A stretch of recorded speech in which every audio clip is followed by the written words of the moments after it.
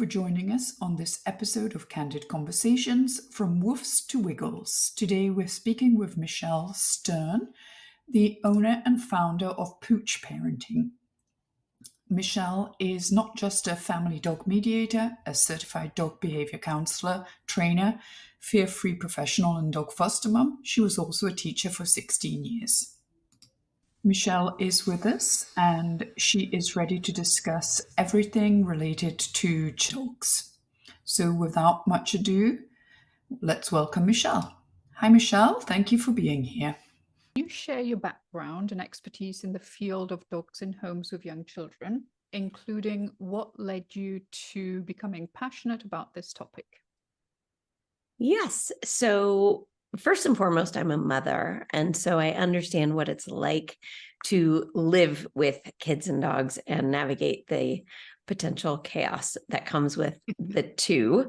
I was a former high school teacher for 8 years. I also founded and ran a cooking school for children for 8 years, and I started with kids as young as 2 in the kitchen. And it's kind of interesting because what I realized is working with children and sharp objects and children and cooking and hot things is a lot like kids and puppies. So that's just a kind of fun comparison. But I always loved animals and I thought I wanted to be a veterinarian. And so I've worked with animals my whole life.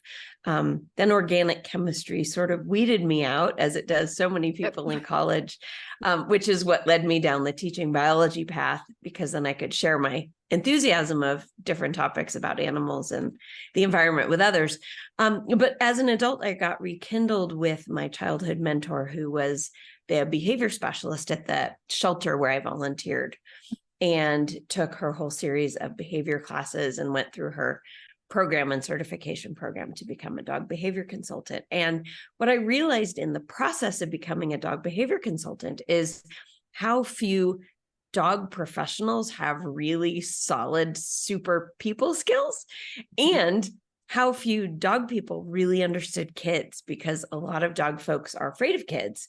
And so naturally, when a client comes to them and says, I'm nervous about these things like family dynamics, they don't have any personal experience to draw from to support regular daily activities like, what do you do with your dogs and kids during bath time? Like, who goes where?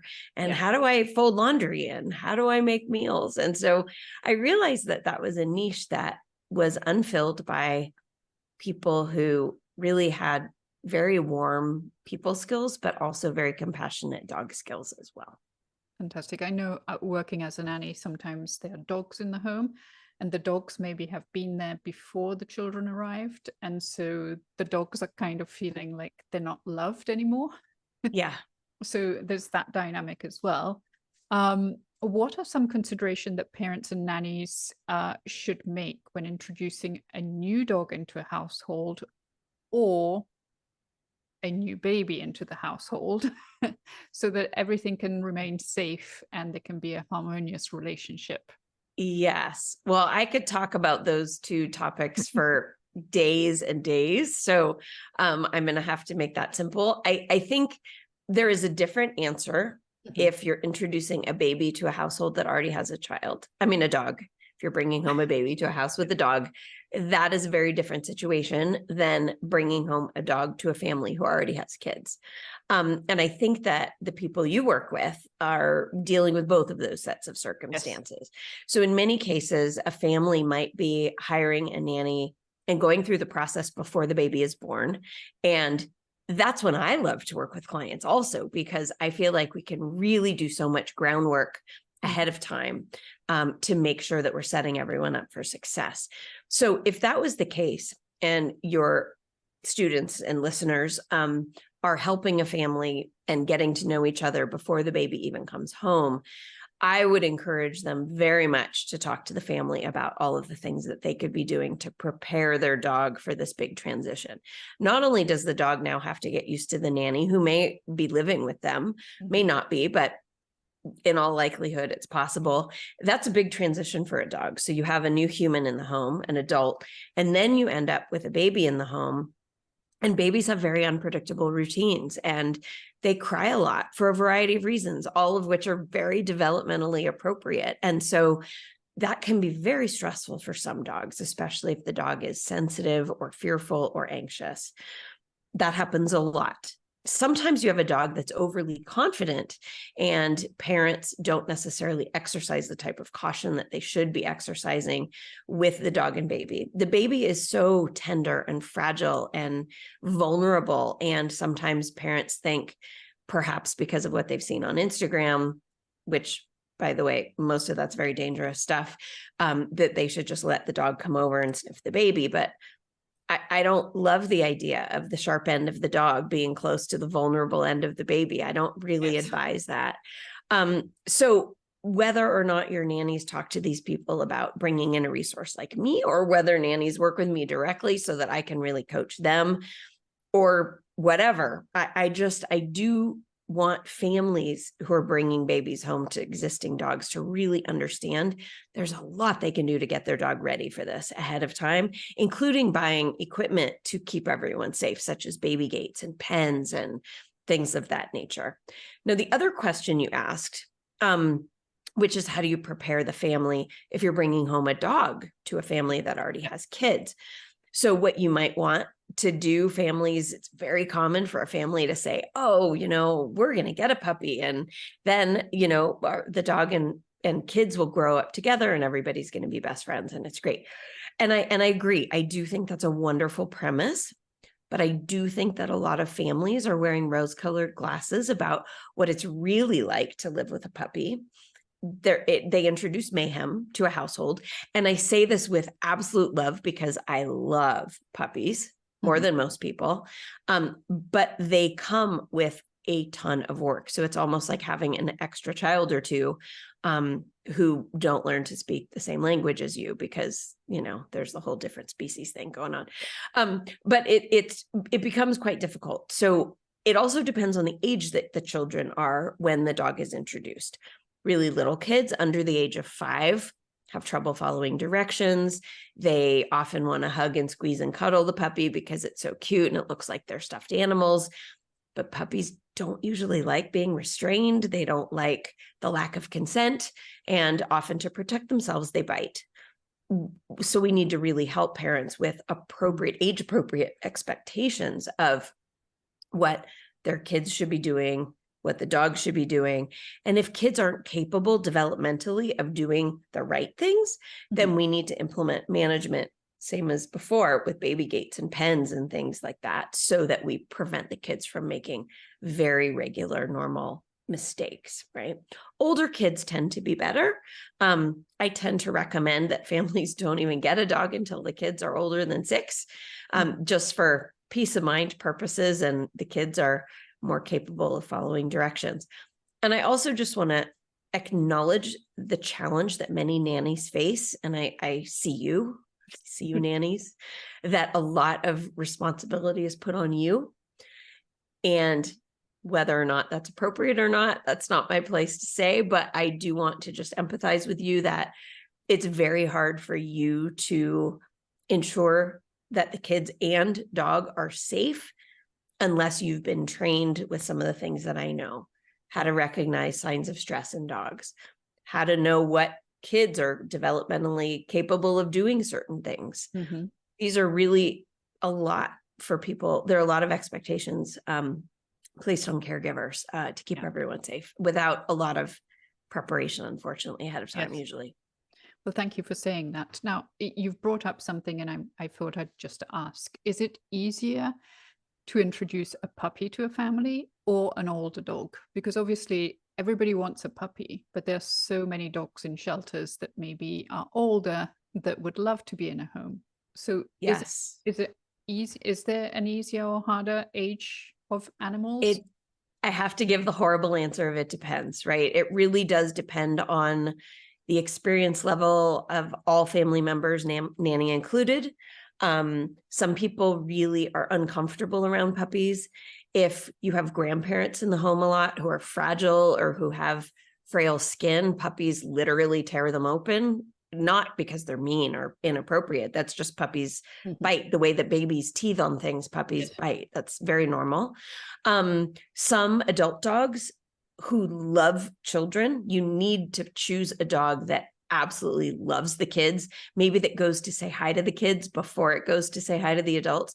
Mhm. That's the kind of dog you would choose to bring into a family if you were choosing an adult dog. The benefit of getting an adult dog is that you know what you're getting because they have gone past what we call social maturity. They are who they are. And so it's quite clear what you're getting. Now, I have to say, though, if the dog has been in the shelter, it's probably been under some stress, and you won't really see who the dog truly is for a few weeks. So Mhm. fostering is a great way to figure that out.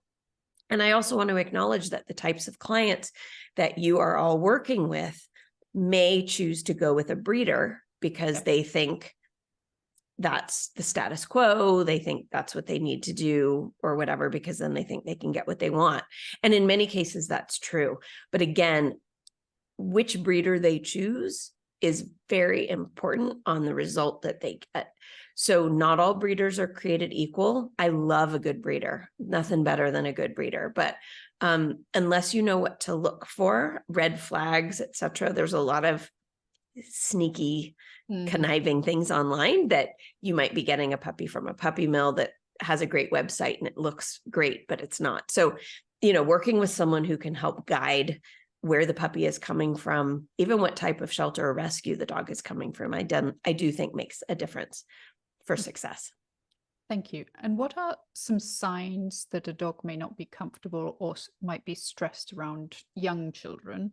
And what steps can parents and nannies take to address those concerns and that anxiety that the That's dog... a great question. And I'm going to show you this book because this is one of my favorite books of all time. It's called Doggy Language. And I keep it here on my desk because I show it to so many of my clients.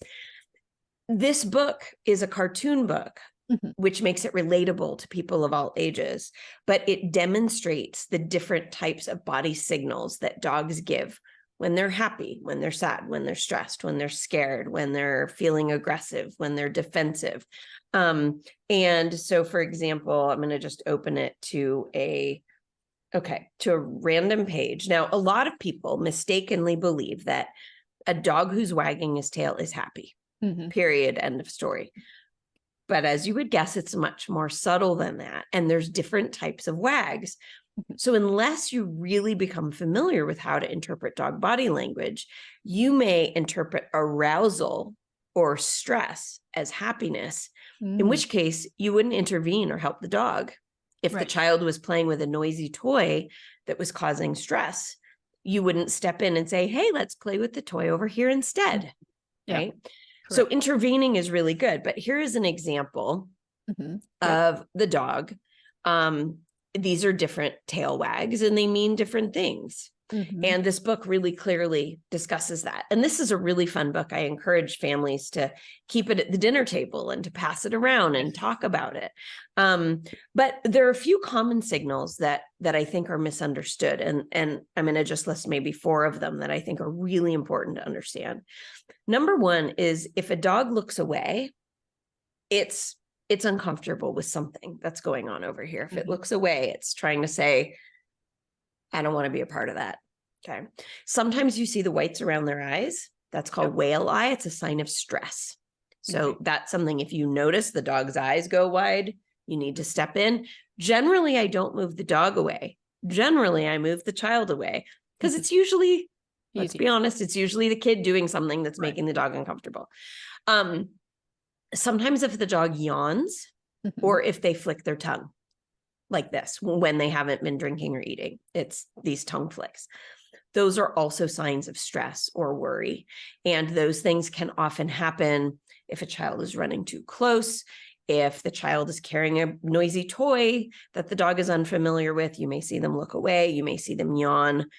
If you notice those things, which you should begin to over time, then you can step in and say, oh, kiddo, let's go over here and we'll play with our toy over here. Or, oh, let me get the dog outside so they can get some space, or whatever it is that you choose to do.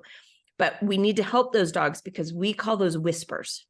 So in the dog language world, those are whispers. The dog is asking for some support And if we don't address the whispers, then the dog escalates.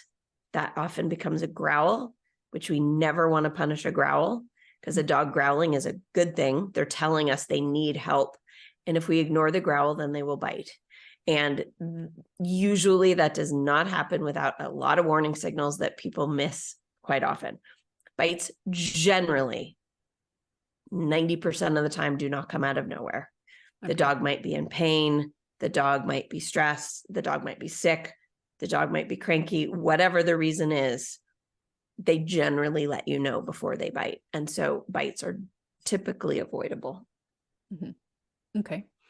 And are there specific dog breeds or temperaments that are better suited for homes with young children? And what should parents and nannies know when selecting a family dog? I think you've answered part of that question already, but there might be other things that, you can share with us. Oh, yes. I love this topic. This is really fun.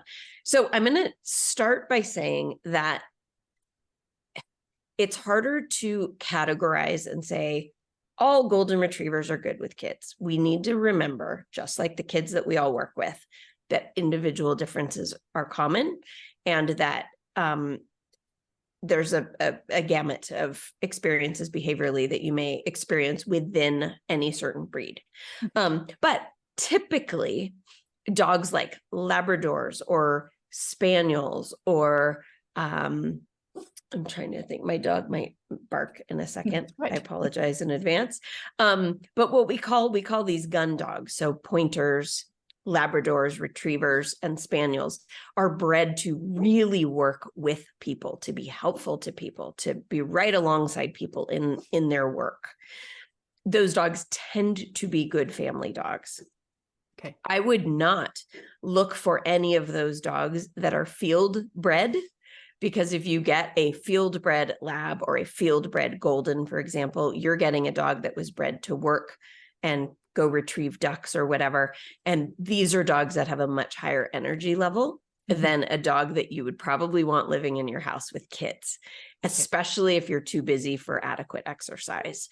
Also, size of the dog that you're looking for really matters. And so if you want a small dog, I love the Cavalier King Charles Spaniel, for example. They tend to be very sweet. They're nice dogs, great calm temperament. They can have a little bit of separation anxiety because they were bred to be companion dogs. That's Pippin. Oh, that's my little guy. He's a border terrier. Terriers are a lot. I love them. I think of all the terriers, this is a good one. Less nuclear reactor level of energy. I would not recommend something like a Jack Russell Terrier at all for a family with kids. They're just I used to have a Jack Russell. They're a lot. Yeah, they're wonderful, but most people don't know what to do with all that energy. Oh, there you go. Good job. So there are a variety of breeds. There are other breeds, smaller dogs, like the Havanese is a wonderful, sweet dog. They also don't shed. They tend to be really wonderful companion dogs. Even Shih Tzus are wonderful family dogs. People overlook them. They think, oh, that's like a little old lady dog, but really they're really fun, sweet, gentle dogs generally. Again, these are blanket statements. I did have a client who had an aggressive golden retriever puppy, and I think the dog was wired wrong. There was something going on, but the dog was abnormally aggressive, and it was really sad because they thought they had done the right research and got a breed that they thought was supposed to be with kids. But that's another great example of why you really want to vet breeders. I mean, accidents can happen even with the best breeders, but that breeder will take the dog back and will give you another dog.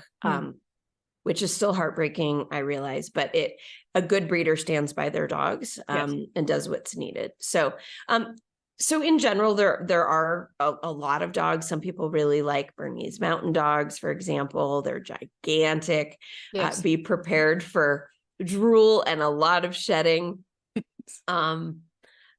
So there are lots of different kinds of dogs, but again, I think you need to be really specific, and there's some quizzes online and some additional resources that I can share with you to help you kind of pick the category of dog that you're looking for. And once you narrow that down, because some dogs are going to take more time and energy than others. Some dogs are going to require a lot more grooming, professional grooming than others. Every 4 to 6 weeks, for example, you have to take them to the groomers. And Yes. For your clients, that the cost of that may be insignificant, but it is very significant for some people. Okay, fantastic. And should they, hopefully never, but in a dog-related incident or injury that involves a child, what immediate actions should parents and nannies take or be aware of? And how can they prevent these incidents? I know you've already mentioned, the tail and the yawning and the eyes, but are there other tips and tricks that you could share with us? Yeah, so I think it's going to depend on your dog. So if you have a dog before you have children and your dog has a history of biting people, then you need to go in with your eyes wide open that is a possibility that could happen again. And you need to decide, do I want to have children while this dog still is alive, or should this dog go live somewhere else if you find yourself expecting? So sometimes hard decisions have to be made. Usually aggression doesn't come out of nowhere. So again, learning to understand body language is important, but accidents can happen. A toddler can run a toy truck over a dog's tail and the dog turns around and bites the kid because they were in pain. Or maybe your perfect, wonderful dog is now 10 years old and has arthritis, and the toddler tries to pull up to a stand position by holding on to the dog's hips, and the dog is in pain and turns around and bites the child. So there's a million different reasons why a dog could bite someone. It doesn't mean they're a bad dog, and it doesn't mean that they're going to be aggressive to all the play dates that come over, and you can't ever host a birthday party again, or none of those things are necessarily true. But again, I think management is really important, and most people don't employ enough management, such as baby gates or pens, and they should. And so if there are circumstances, like let's say the dog has a special bone and the dog doesn't want to share that bone with anyone, either another dog or the child or the nanny. And so that dog should have that bone enclosed somewhere where no one can bother the dog. Right.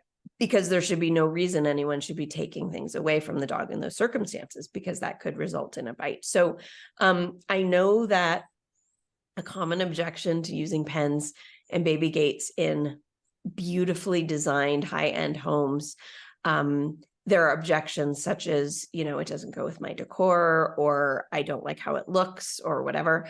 And that's very common. And I don't want to dismiss that, because it's a valid concern if you have a beautiful home.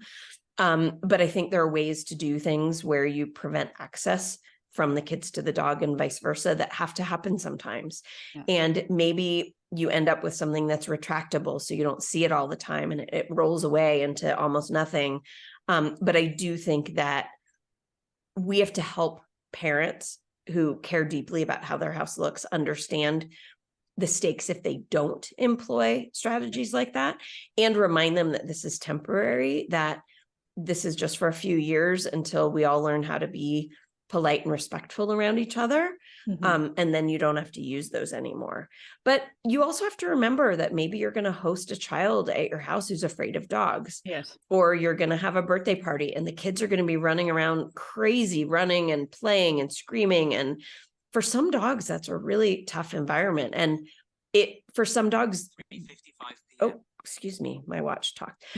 For some dogs, daycare is not an option. They're maybe too fearful, or they're aggressive with other dogs. So you can't just ship your dog off when you bring kids in. You do need to create safe places for those dogs to be. So I do think that deals with bites quite well. In the immediate situation, separation right away, make sure there's no more contact, deal with the wounds that are happening. In some cases, bites are quite superficial. There's like a scrape where a tooth scrapes the skin. You may not take a dog the child to a hospital or a doctor for something like that.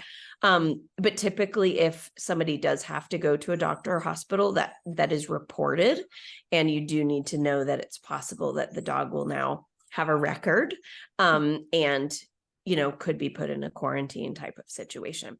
And also the other thing to think about, and I have to say this, is with the clientele that you work with, there could be some litigious situations, because that could be how they choose to deal with things. And so you need to be really careful at making sure they understand the liability. If they know their dog has bitten a child in the past and they still have other kids over to the house without employing a lot of management strategies, they're opening themselves up to getting sued or potentially losing their homeowner's insurance, etc.